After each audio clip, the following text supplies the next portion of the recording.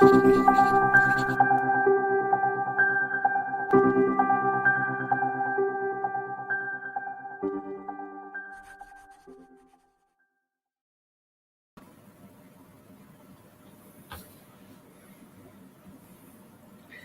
good evening, or good morning. Hello, shalom. Depending on where you are, it's morning here where I am here in Australia. It's probably evening or going into the evening if you're in the United States. So welcome to the Ancient Foundation Bible Fellowship. My name is Shannon, and along with my wife Lyndall, we are part of the Ancient Foundation Bible Fellowship, who meet in Port Macquarie, New South Wales, Australia. As our name says, we are a fellowship who have decided to go back to the ancient foundations of our faith. And we have decided to build our house on the rock. And that rock, as we know, is Yeshua HaMashiach.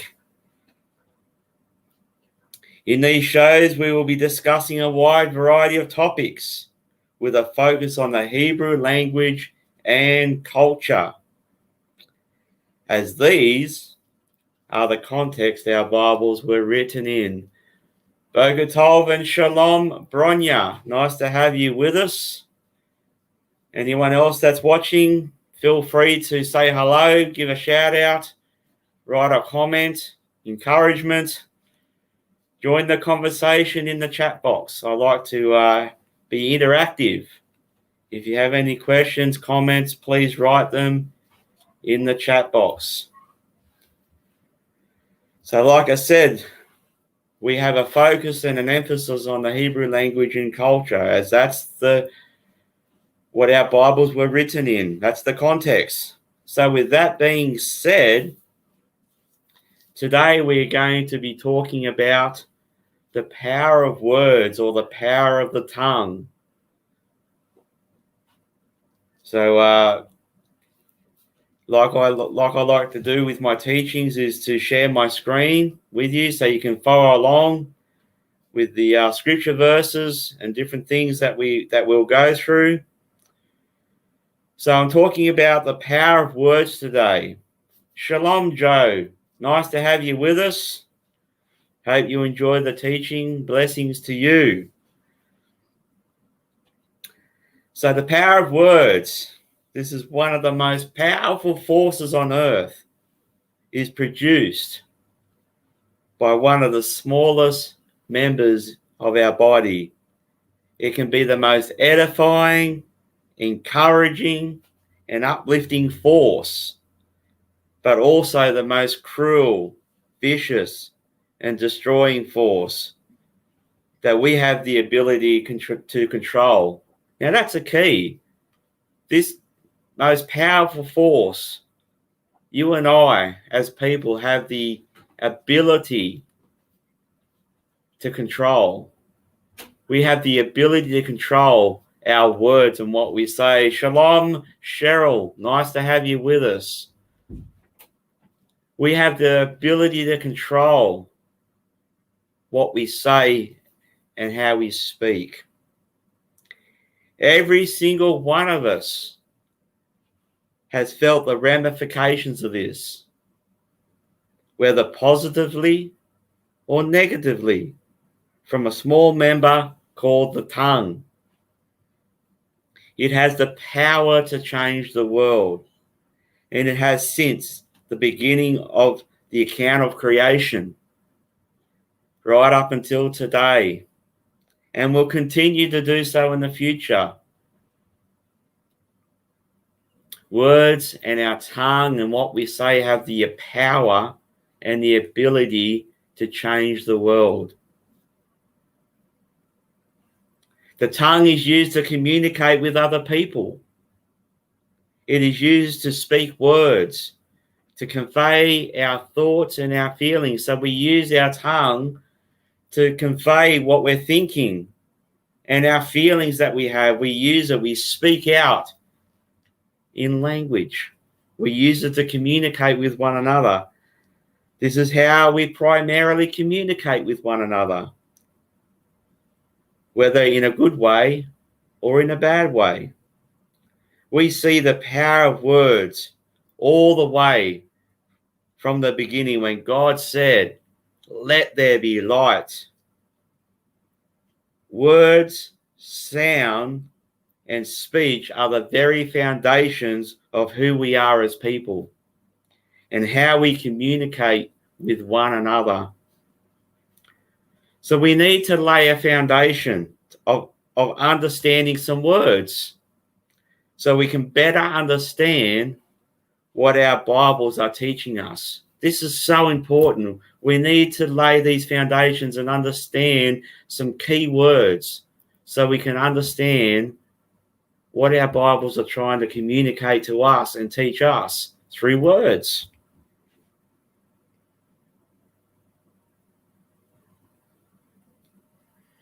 To do that, we need to understand what some key words mean, what they mean in the original biblical languages, which, in my opinion, are the Hebrew and the Greek, and some Aramaic.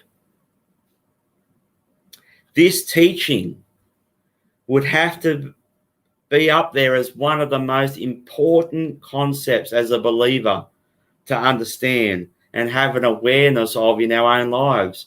And not just as a believer, it's an important concept for any person to be aware of in our own lives. And we'll see this as we go through. The power of the tongue, or the power of words, can be the most powerful force on earth. All of the greatest wars on earth started with words. I know all of us have both positive and negative experiences and memories of the power of words. I know every single one of us have been affected both positively and negatively with words throughout our lives. They can be incredibly hurtful and painful, even pushing people to take their own lives, but also incredibly powerful and uplifting, causing people to believe that they can accomplish and do just about anything. For us as believers, we need to understand the incredible power there are in words, to be able to be people who can use them in the right way to hopefully have an impact on other people and speak life to them. This is what we should be doing as believers. We should use words in a positive, powerful way to impact other people's lives. So like I said earlier, I'd like to share my screen with you. So as I do that, just give me a moment as I set this up on my computer.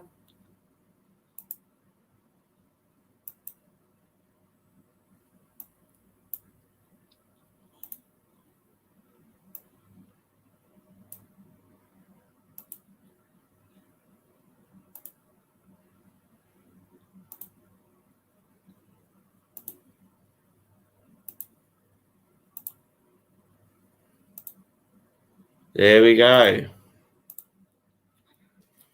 So now I've got my screen up. Hopefully you can all see that when I bring it up. So if you look to your screens with me, can you see that picture? I hope so. Give me a shout out, yes or no. Like I said, we need to be people of believers. We need to be people as believers to speak words in the right way, words of life and positive into people's lives. So on our screens there, hopefully you can see the picture. Yes, you can see it. Very good. Sticks and stones. One of the biggest lies we were taught as kids growing up, besides Santa and the Easter Bunny, was that sticks and stones may break my bones, but names will never hurt me. This is what was said when I was growing up, when we used to get teased at school. Most of us would have had that experience, I guarantee, in the schoolyard, that We got teased in one way or another at one point in time or another. And we used to go home, or I did anyway, and tell my parents, and they would say something like, sticks and stones may break my bones, but names will never hurt me. This isn't true. This is just not true. Bones heal. Bones heal. If you've ever broken a bone, I have. Bones heal. But words can wound for a lifetime. Words can have an effect on a person for their whole life. They can cause a lifetime of bitterness, unforgiveness, and pain, which often leads to illnesses in a person's life. So this is the power of words and what happens when they are spoken out in a negative way. I believe that this is a timely message, and especially in the world we live in today. Words that are spoken to us or by us can unify, they can heal, they can bring life to another soul, but they can also divide, cause bitterness, cause deep heartache, and bring death. Bring death, you may think that's a bit hard or over the top. The times I have heard over the last 4 or 5 years of young people and adults who have taken their own lives because of words spoken or just typed in a text over social media is absolutely horrific. Like, it is absolutely amazing the amount of times that we hear in our societies of people that take their own lives because of words, because of people saying nasty, cruel, hurtful things to one another. Or they text them or type them on social media to one another. And when this happens over and over and over again, especially among young people, it pushes them to a point where they will take their own lives and bring death. So words have that power. It is absolutely amazing to think that a person can do that because of the relentless barrage of negative words posted to them, and it is enough to cause them so much distress, anxiety, and pain that it pushes them to that brink. And this just shows and testifies how extremely powerful this can be. We live in a society where we are seeing more and more of this powerful force being used for evil. The most popular magazines sold in Australia are targeted to women, and we call them women's magazines. They are based in gossip, lies, false stories, and words. False words, negative words. All this just to sell their magazines. They'll make up stories, they'll tell lies, they fabricate just so they can sell their product. Now, this is saying something. These are the most popular magazines sold to a group of people within our societies, are based and founded in the power of negativity, negative words. And without doubt, this trend is no doubt online, on social media, found on every social media platform there is. I'm sure, like me, you've gone and watched some YouTube videos, some Christian teachings, Messianic teachings, and it amazes me that you will scroll down through the comments under the video, and these are Christian teachings. These are even Messianic Torah observant teachings. And it absolutely astounds me and amazes me in the comment section, the negativity. I mean, we are supposed to be believers in Yeshua. We are supposed to be followers of Yahweh, the God of Abraham, Isaac, and Jacob. And to see these comments under these videos is just, it's a disgrace. As followers of Yeshua, it is a disgrace when people write these comments, especially when they claim who they claim to follow. We need, as believers, to follow Yeshua as our example, where his words mostly brought healing, deliverance, edification, and freedom to those he spoke to those who heard his message. They were mostly encouraging, uplifting, and they delivered and they brought healing and they changed people. That's who we need to follow. He was our example, and we need to act and behave in the same way. His words were like honey, sweet to the soul. His words brought life to the hearers.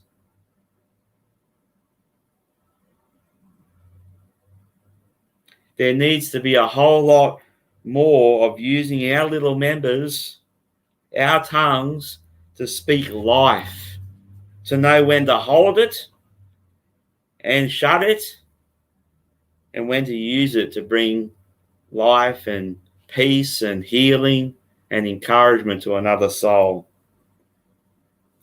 There are many real-life stories about the power of the tongue or the power of words that people speak.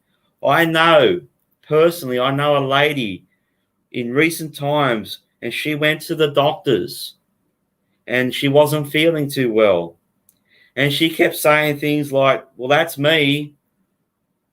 I will get the dreaded C word, as in cancer. And within months, this particular woman, she died of cancer. This happens more often than we know when people are actually speaking these things over their own lives. Again, this is an example of the power of words. We need to be more aware of this in our own lives as believers. Like I said a few times already, there is incredible power. There is incredible power in words, whether it is for good or whether it is for bad. We need to be continually aware of this in our own lives, especially as people who proclaim that they are children of the Most High or children of God. Let's go through some words now that are to do with our topic, the power of words. Like I said earlier, we are going to lay a foundation and get an understanding of some Hebrew and Greek words. So therefore, when we read our Bibles, we get a better understanding of what these things mean. So our first word, if you look to your screens with me,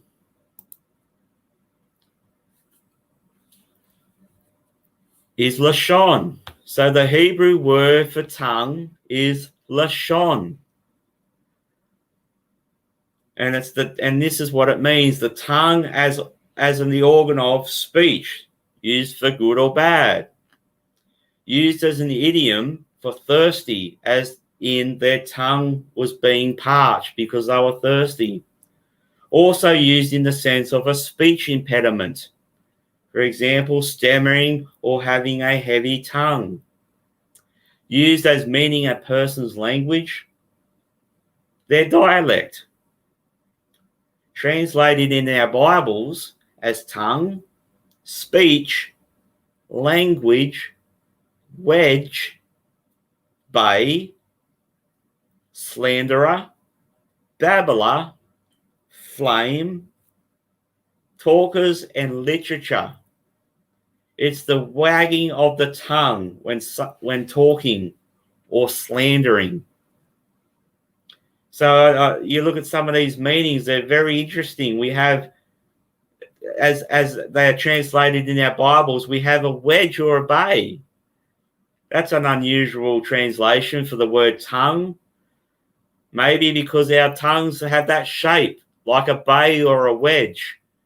So Hebrews being the way they view the world is through function. So maybe they see a bay and say, oh, well, that looks like the shape of a tongue. And maybe that's similar with a wedge. So this is the Hebrew word for tongue, is lashon. And it has all these variety of meanings in our English translations. So some examples of this Hebrew word lashon in our Bibles are as follows. In Genesis 10:5, from these, the coastland peoples of the Gentiles were separated into their lands, everyone according to his language, according to their families, into their nations. So here we see everyone according to his language. This is the Hebrew word lashon. Another example here, Exodus 4:10. Then Moses said to Yahweh, O my Lord, I am not eloquent, neither before nor since you have spoken to your servant, but I am slow of speech and slow of tongue. So here we have the word tongue, the last word in this verse, slow of tongue. This is the stammering, the heavy tongue that we spoke about in our description of the Hebrew word lashon. I am slow of tongue. I am heavy tongue. Another example, Proverbs 18:21, and most of us probably have heard this verse many times. Death and life are in the power of the tongue, and those who love it will eat its fruit. Now, one thing I want to point out in this particular verse, it says death and life are in the power of the tongue. Now, this is reiterating and backing up what I've said over and over already, is the incredible force and the incredible power of our words, of our tongue. It is the most powerful force on earth, to the point of death and life are in the power of the tongue. Now, the point I want to make out, one of the things I want to bring out in this verse, and those who love it will eat its fruit. So you either love life, or you're a lover of death, or speaking out death.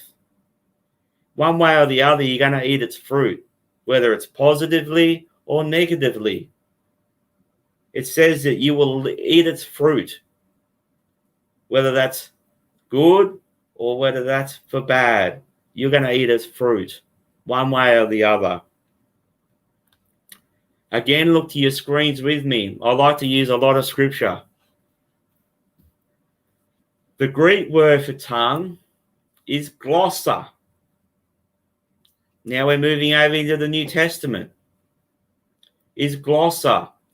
Glossa is where we get the English word glossary. Funny that. It's all to do with words in the tongue. So some examples of this Greek word glossa in the New Testament is in Romans 3:13. Their throat is an open tomb. With their tongues they have practiced deceit. The poison of asp is under their lips. So here we have this word glossa. With their tongues, with their glossa, they have practiced deceit. I mean, what a powerful scripture verse this is. Their throat is an open tomb. With their tongues, they have practiced deceit. The poison of asp is under their lips. So we're just talking about examples of the word glossa here. But what I encourage you to do is go through Romans chapter 3 and get the context of what this verse is saying at a later time. Another example is in Romans 14 verse 11. For it is written, as I live, says Yahweh, every knee shall bow to me, and every tongue shall confess to God.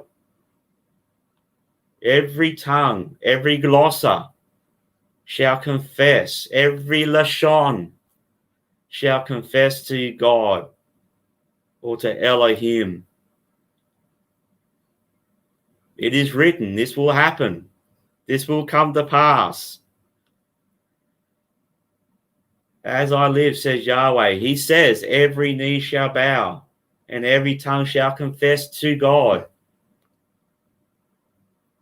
His word will not return void. This will happen at one day in the future. Another example, 1 Peter 3:10.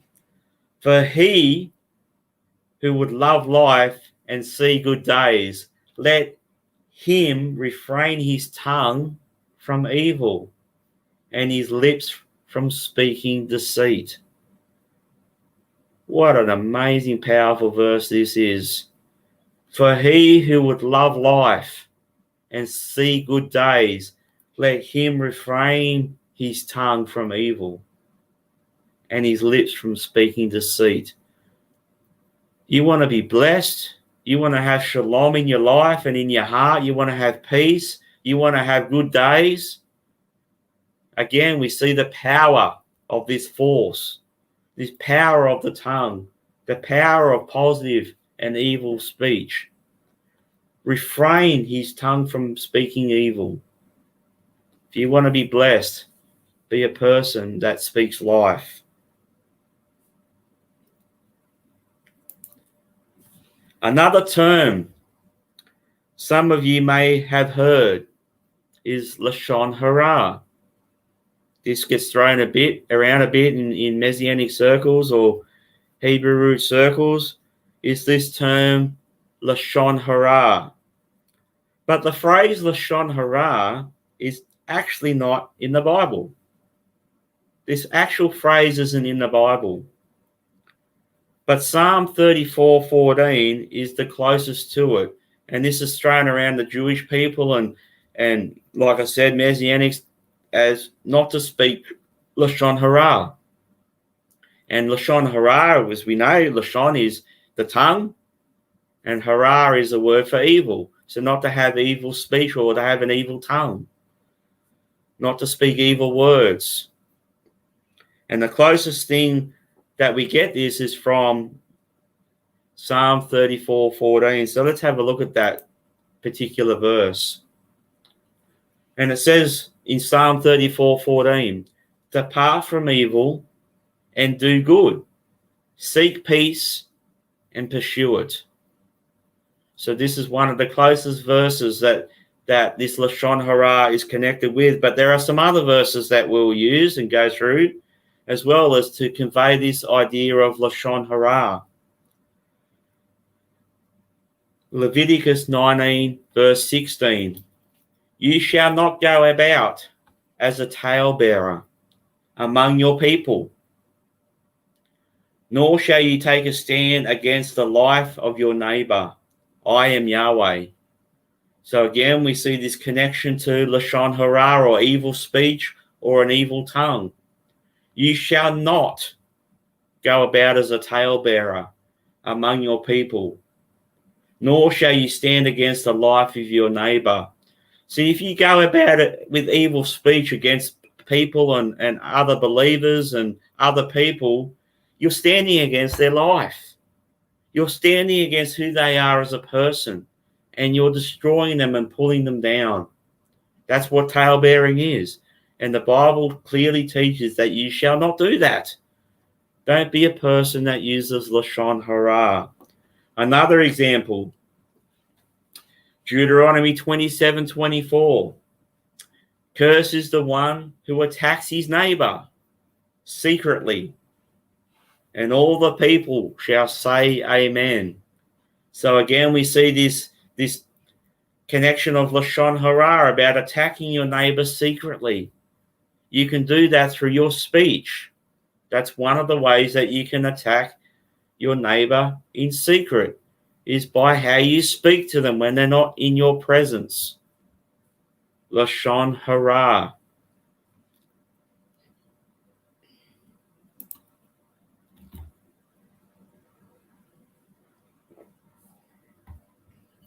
These verses are understood by rabbis to be Lashon Hara, derogatory speech about a person. It is a form of harming another person. without their knowledge. This is what Lashon Hara, it's a form of harming another person without their knowledge. But Lashon Hara differs from defamation in that Lashon Hara is truthful speech rather than lies. It is truthful speech about a person, but not necessarily right to speak that truth. I'll say that again. It is truthful speech. So what you're saying may be true. It may be true what you're saying to somebody about another person, but that's not necessarily right to speak that truth. Ouch. I'm sitting there right there with you listening.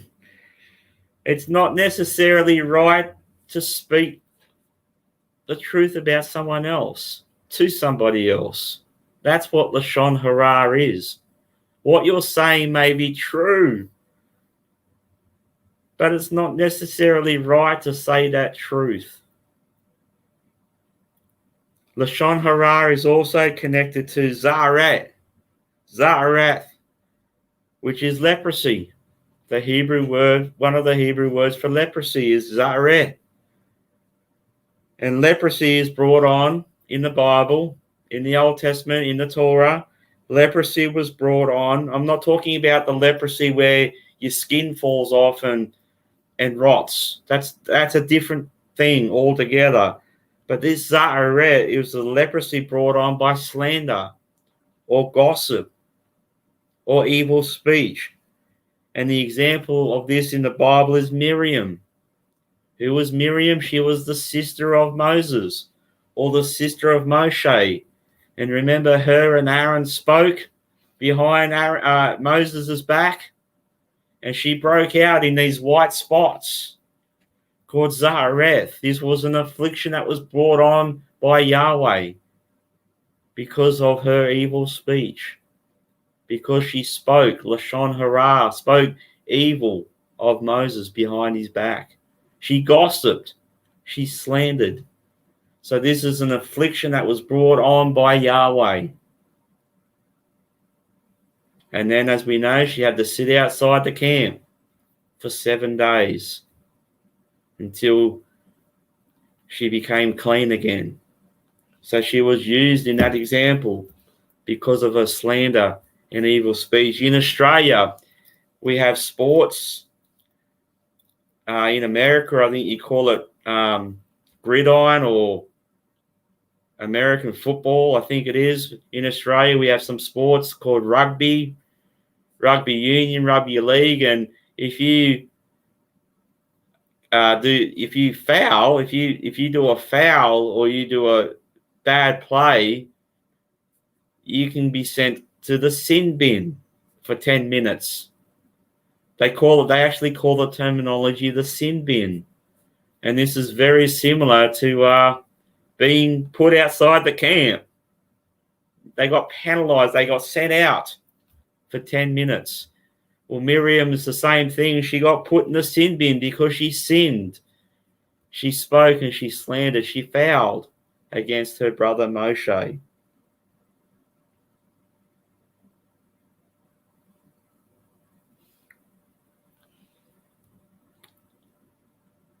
Just what I think of it, hopefully you're enjoying what we're talking about today, you can find out. I'm just going to put up our website underneath there, www.ancientfoundationbiblefellowship.com. If you're enjoying this teaching and want to find out a little bit more about us, I encourage you to have a look.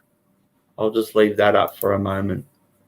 So hopefully you're enjoying this teaching and getting a lot out of it. It will change your life.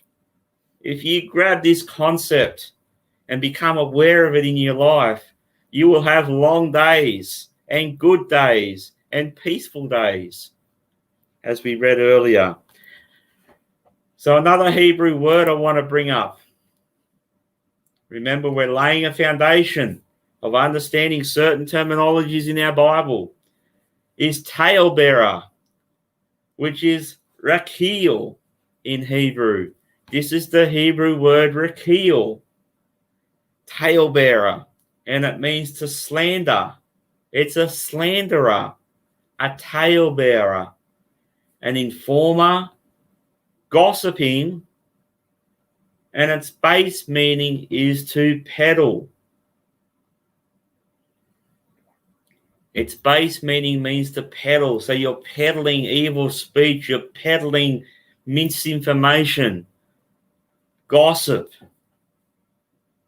slandering. You're peddling this information. So some examples of this in our Bibles is we've already read one of the verses out. We're going to read it out again. Is Leviticus 19 verse 16. You shall not go out about as a talebearer among your people, nor shall you take a stand against the life of your neighbor. I am Yahweh. So here, obviously, the word talebearer is rakeel. You shall not do that. You shall not slander. Be a slanderer. You shall not gossip. You shall not peddle misinformation about your neighbor. Even if it's true. Even if it's true, you shall not do this. Another example, Proverbs 11:13.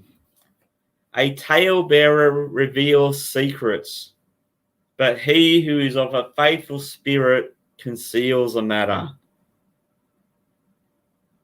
Let that sink in for a minute.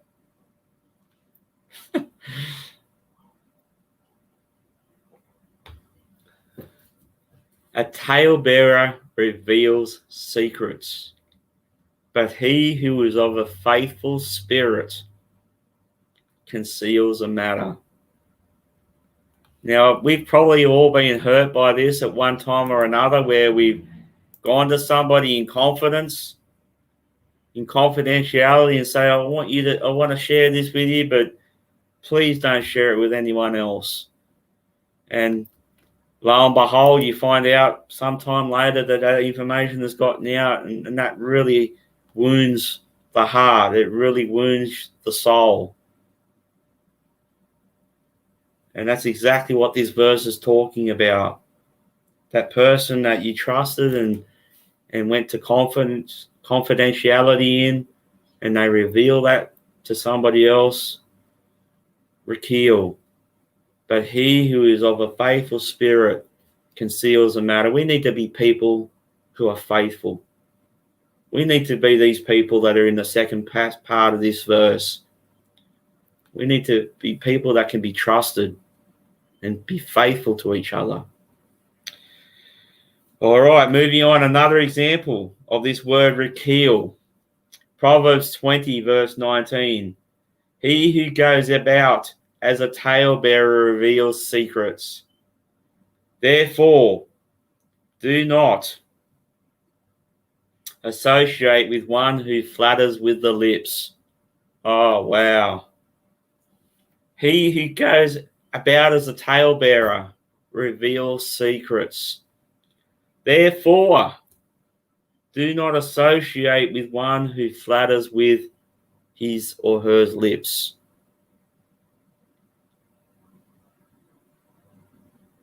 If you're talking to somebody and they're telling you all about somebody else, they're revealing secrets. If they're speaking poorly of somebody else and speaking badly about somebody else, the Bible says not to associate, because I can guarantee you,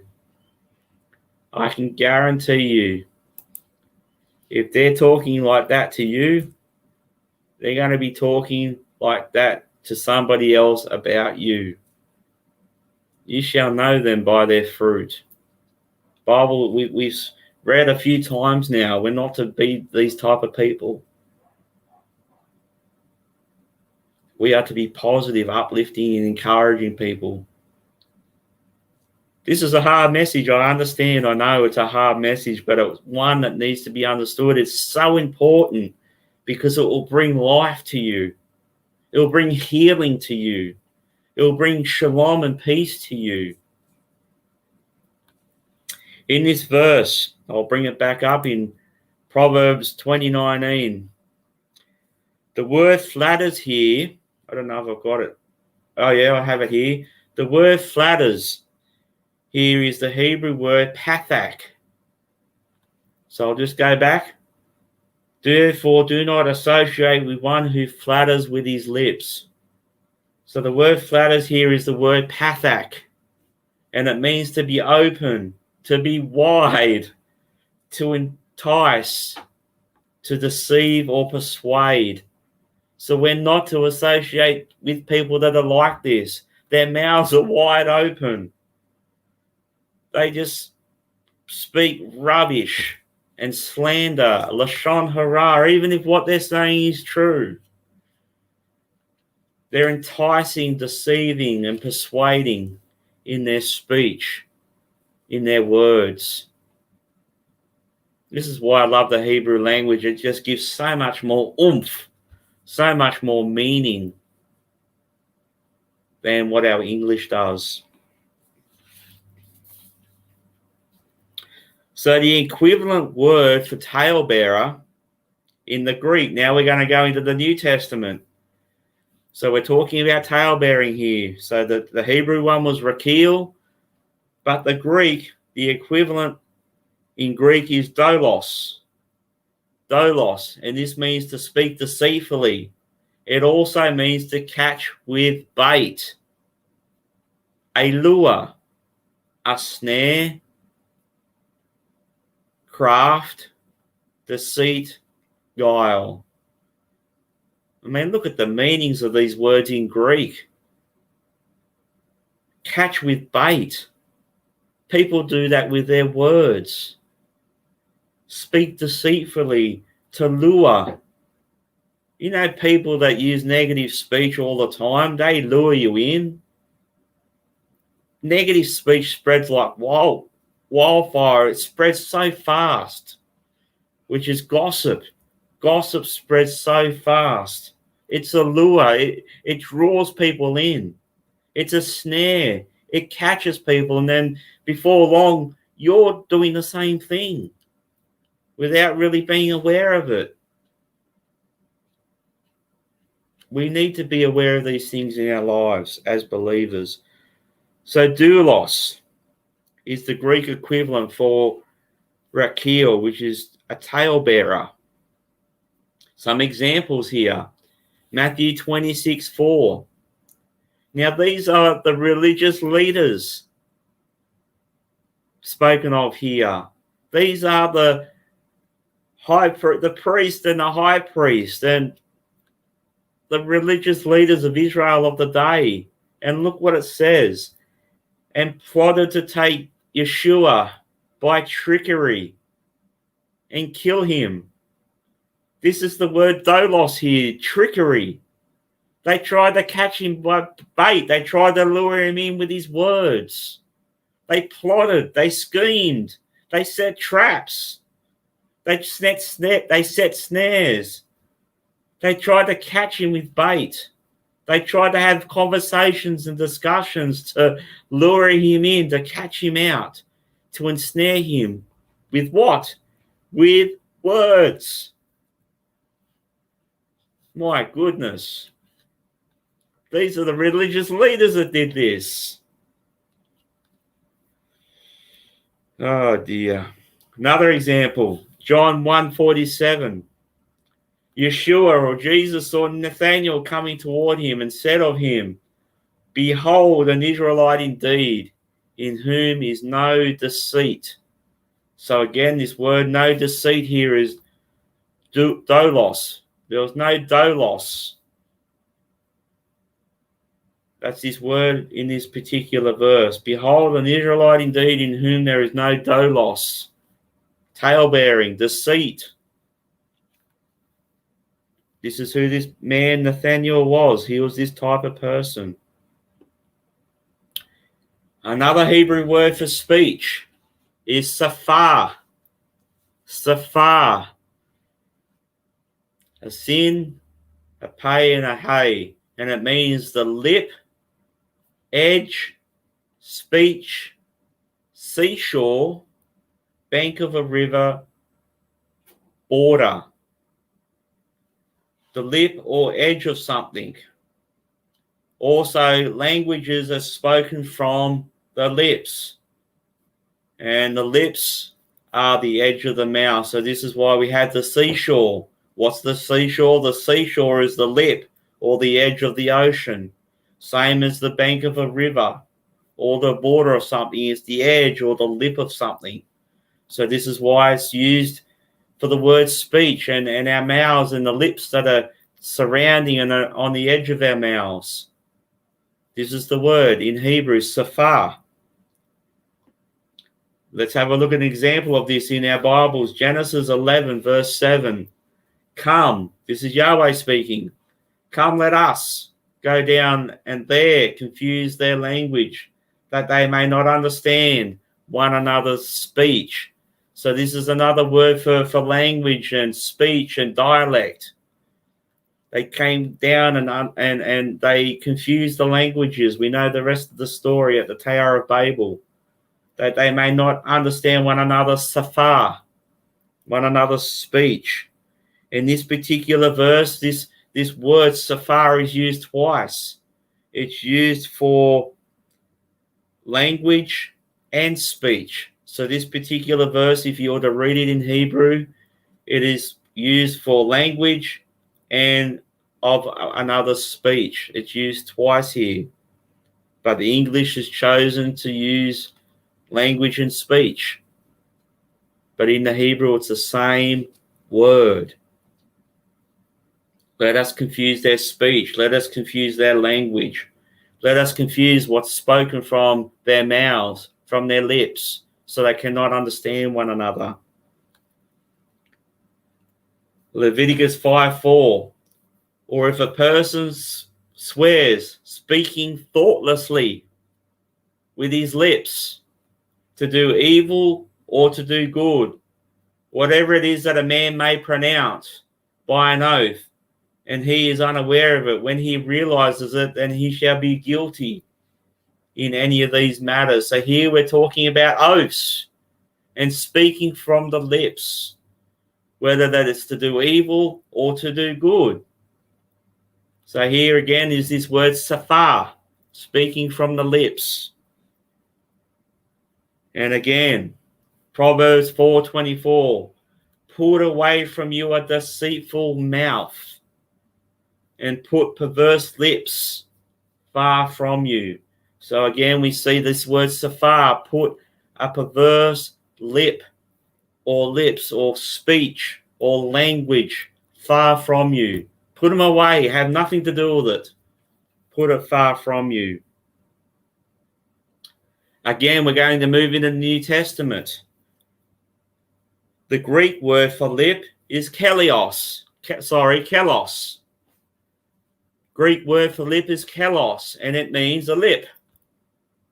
Speaking of the mouth, seashore, banks of a river. So this is the direct word used to translate safar, which was the Hebrew word. This is the Greek equivalent in the New Testament.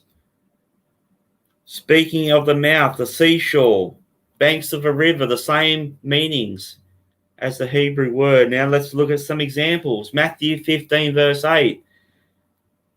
These people draw near to me with their mouth and honor me with their lips, but their heart is far from me. I mean, this is powerful stuff. You can say the right words. You can speak the right words. They can come out of your lips. They can come out of your mouth. But your heart can still be far from him. Hebrews 11:12. Therefore, from one man, and him as good as dead, were born as many as the stars of the sky, in multitude, innumerable as the sand, which is by the seashore. So I just brought this verse up as an example that how this word is used in a different way. Here we have the seashore. Innumerable as the sand, which is by the seashore, the lip of the ocean, the edge of the ocean. That's how it's used. It's the same word here, kelos. used in this particular verse. And in Hebrews 13:15, therefore, by him let us continually offer the sacrifice of praise to God. That is the fruit of our lips, giving thanks to his name. So the fruit of our kalos, safar, we are to offer up praise to God, the words, speech, language, thanksgiving, words to his name and of his name, and to praise him with our lips. Let the fruit of our lips be positive, uplifting, edifying, bringing life, and praising God continually. Let that be so with our lips. And one more word I want to go through is the Hebrew word. Some of us may have heard this. A Hebrew word for speaking is dabar. This is the root word for the book of Deuteronomy. Dabar. Deuteronomy is devarim, which is words. It is a verb. Dabar is a verb, so it is the action of speaking. Dabar is the action of speaking, and it is everywhere in our Bibles. For example, and Yahweh spoke to Moshe saying. So there are just so many examples of this Hebrew word throughout our Old Testament. It is absolutely everywhere. But in the Greek, the New Testament, the word that is used for speaking is laleo, and it means to utter a voice, to emit a sound, to speak, to use words in order to declare one's mind and to disclose one's thoughts.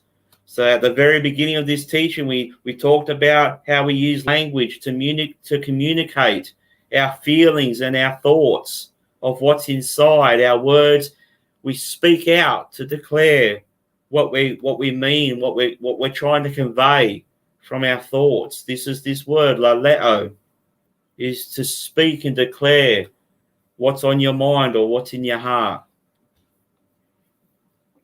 And a couple of examples of this is in Matthew 12, verse 34.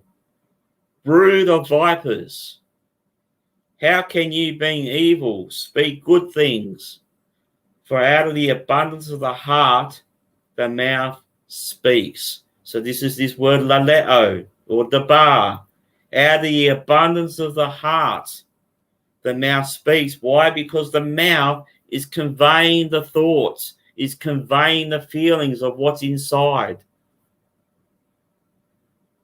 Out of the abundance, out of those feelings and those thoughts, your lips, your mouth speaks. So we're starting to see all these words starting to connect with each other now.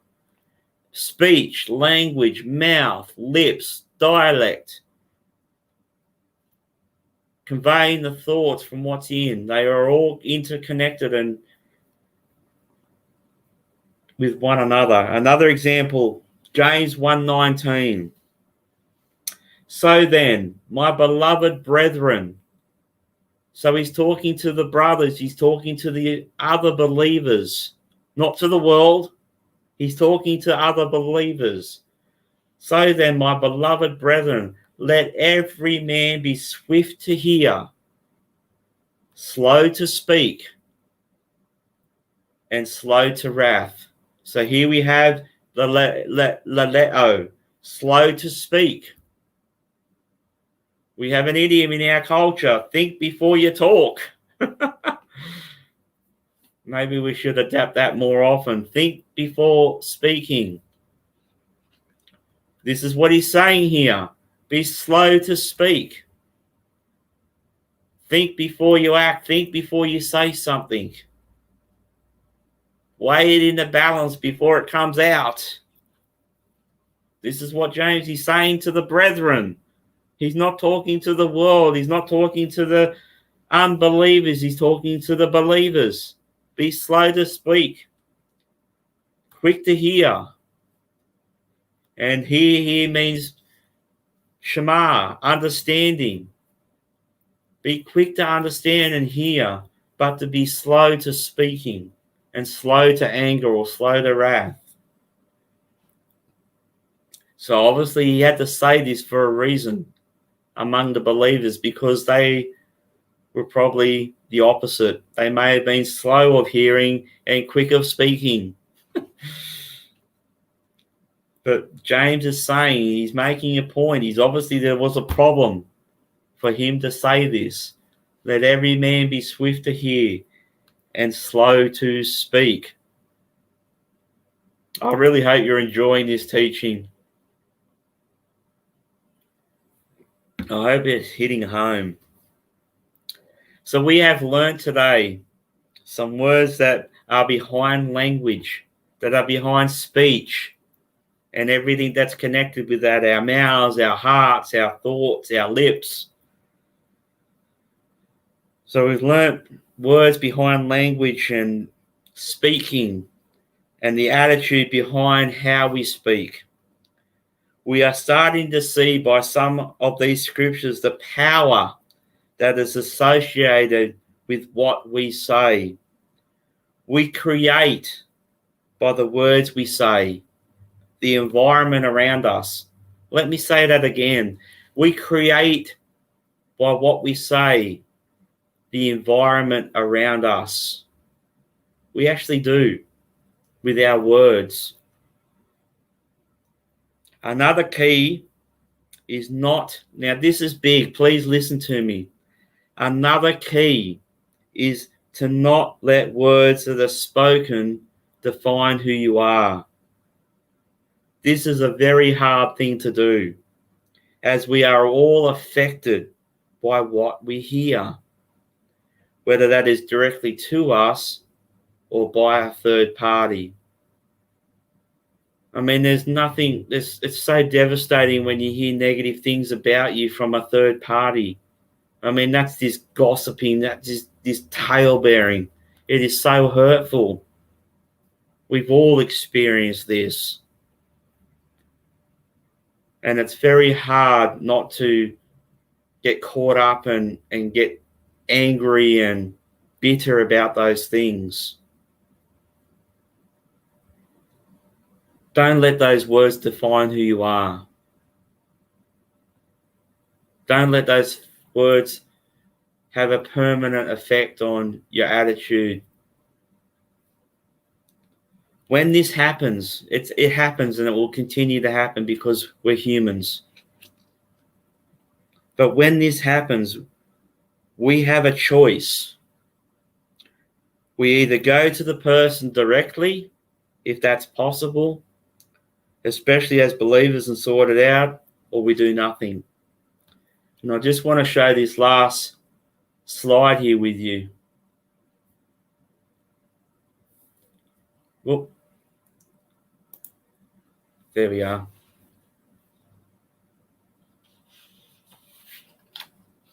And I want to finish on this. This is what we need to do when we're hearing bad speech, slander, gossip, tale-bearing, negative words. We need to put up our hand and say, stop, enough. We have to be ever mindful of ourselves not being the third party in the first place. We have to guard ourselves of not being that third party. We have to guard ourselves of not being the talebearer or the slanderer or the gossiper ourselves. And I say this over and over and over again. We are responsible for our own selves. We are responsible for our own words and what we say. We have complete control over what we say. This is why James says to be slow of speech.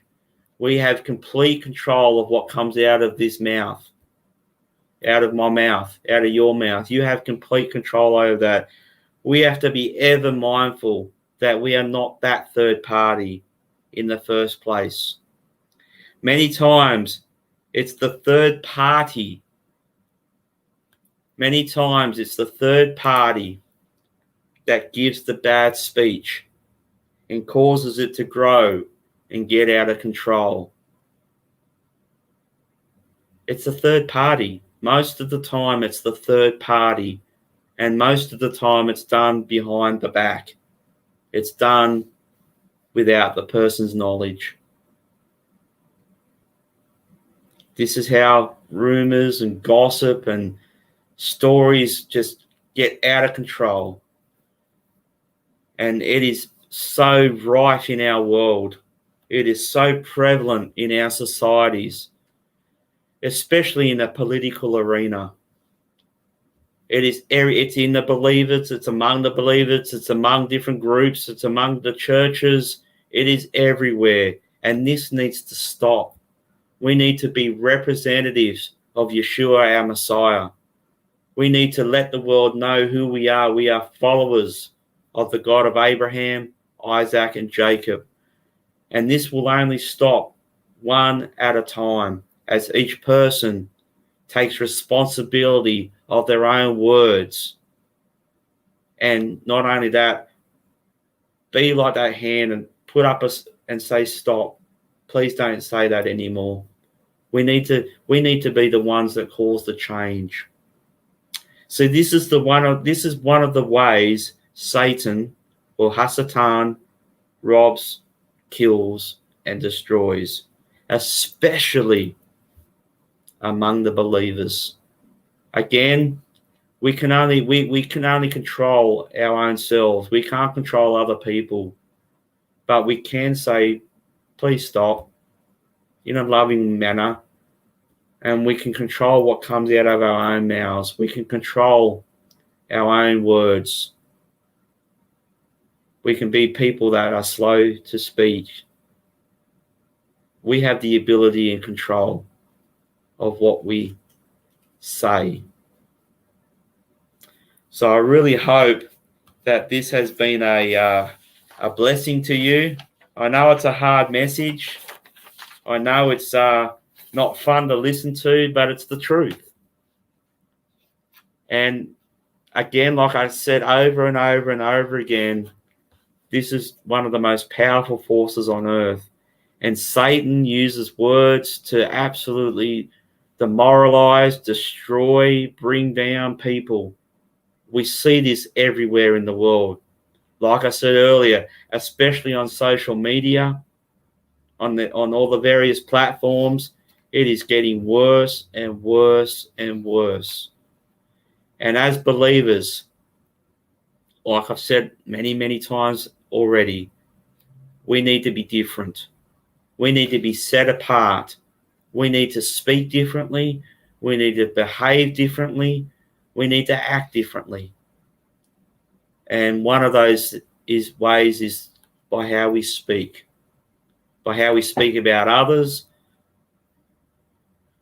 We need to be a people that are encouraging, uplifting. People that speak words of life, healing, and edification. So over the next coming weeks, we're going to, now that we've laid the foundation of the meanings of some of these words, we're going to go on and how we apply these and how we actually have these in our lives and apply these in our lives. And we're going to see over the next few weeks the absolute amazing power and what the Bible says about those who do that. So again, if you've enjoyed this teaching, which I do hope you have, I'm just going to again bring up our website, www.ancientfoundationbiblefellowship.com, or if you would like to reach out to me in an email, it's ancientfoundationbf@gmail.com. I encourage you to reach out to us and say hello or ask questions or make comments. I really hope that, again, that you've enjoyed this teaching. I would again like to thank Mark David Smith and his team for the opportunity to be able to share with you. I encourage you to tune into the Messianic Lamb Network throughout the week and listen to some of the other ministries they have on there. Again, I hope this teaching has been an encouragement and a blessing to you. I thank you for watching and listening. Until next time, may Yahweh May his hand be upon you, and may Yahweh watch over you and protect you and your loved ones. I hope this has been a blessing to you and ministered to you and in some way draws you closer to the Father. So until next time, shalom and have a great week. See you next time. We are richly blessed to bring you what we believe is the fullest, most diverse, yet up-to-date progressive teachings, discussion, and prayer programming you can find anywhere on this planet. Be sure to take the tour of the MessianicLambRadio.com website.